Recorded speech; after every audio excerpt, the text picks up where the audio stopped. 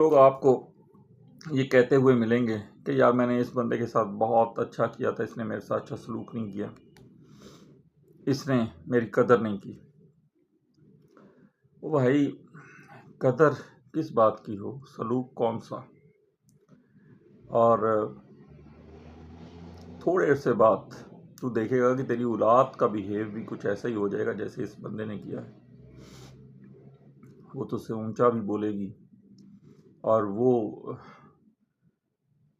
تو سے راہیں جدا بھی کرے گی، اور ایک جگہ پر تجھے محسوس ہوگا جہاں اس وقت سب سے قریب تجھے اپنی اولاد محسوس ہوتی ہے، اور یہ محسوس بھی تجھے کرنا پڑے گا کہ تو پرایا ہے ان کے لیے۔ یہ ٹائم بھی آئے گا۔